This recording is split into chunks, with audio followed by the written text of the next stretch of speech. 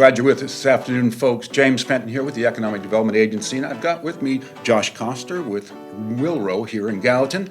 And we're going to take just a minute and talk with Josh and find out a little bit about who they are and what they do. So tell us, Josh, for those who don't know who and what Wil-Ro does, what do you do? A little bit of everything. So 50 years ago, the company was founded not too far from where we're at today, but manufacturing all sorts of different type of industrial equipment. But 50 years ago, it started by making cattle trailers, other types of trailers for the ag industry. And then, of course, at one point, Mr. Anderson started to dabble into truck bodies, which is our primary product today. But the evolution of the business included starting gates and walkers for thoroughbred horses and for other types of equipment needed in that industry as well to probably 15, 20 years ago to where the primary product is commercial truck bodies. And you came into the picture when?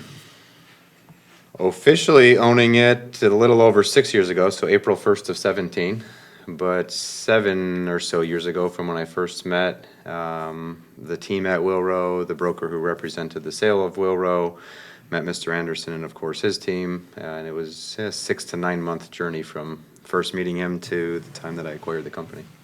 So you guys have grown quite a bit since you've been here. Talk to me a little bit about the numbers of people that you've got working there now. Sure. People are extremely important to us, and I know that we'll probably touch on that at some point in the conversation, but there were 21 people that were on the team at Wil-Ro when I acquired the company. We like to use the word team members, not employees, so that's kind of a forbidden word amongst lots of them and at our company with our culture, but 21 people on the team. Today we're quickly approaching the mid-40s, and I see that number going up pretty aggressively here in the future, not just with the growth of Wil-Ro, but certainly a recent acquisition that we just completed. But to us, we've been more than 40. We've been in the 50s, we've been in the 60s. It's not so much what the number of people is, but is it the right people on your team? Are they filling the right spots? Are they super excited about the role in which they're filling for an organization and finding passion in it, getting super excited about what it is that they do, and fulfilling and really living out the core values of an organization? Well, that's one thing I noticed that you don't have an HR director. What do you call that position at Wil-Ro? That's another one of our words that I feel is like kind of outlawed is HR. I don't know. I Right. think I just have a super poor impression of it from being spoiled at some really great organizations that God blessed me with after the Marine Corps, and every single one of them had an HR department, and essentially all it was adults that were babysitting other adults. And I think when I finally God blessed me with an opportunity to have my own company, I thought I just really don't want to have a department that they're just simply there to be a babysitter. So to answer your question directly, obviously Ashley does a phenomenal job as our chief people officer. So thinking through how can you have a full-time role who is essentially the glue that holds every single person, if it's a company of 2 or a company of 200 or a company of 2,000, but thinks of your values, thinks of the people, thinks of every single spot that's on your team, and say to yourself, what is it that makes a place, an organization, any company for that matter, really important? It should be people.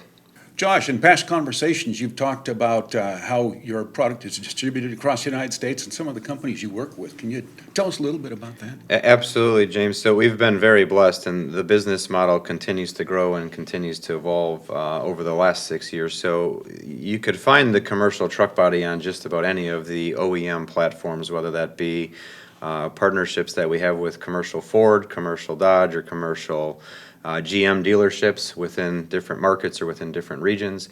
One of our larger areas of success in the last 4 to 5 years have been partnering with distributors of our product.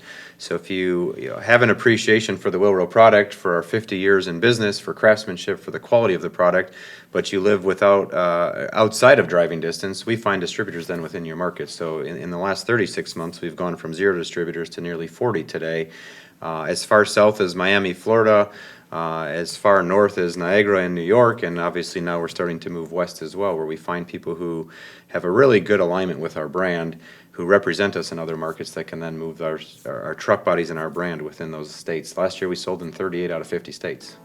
Incredible. And that passion is very clear in this thank you. conversation. It's very, very clear when you visit the company, and we are truly thankful that you're here. Well, thank And you. we appreciate that you're growing here, and hope that we can continue to keep you growing here. That's Well, I our hope appreciate and, that. and thought at this point in time.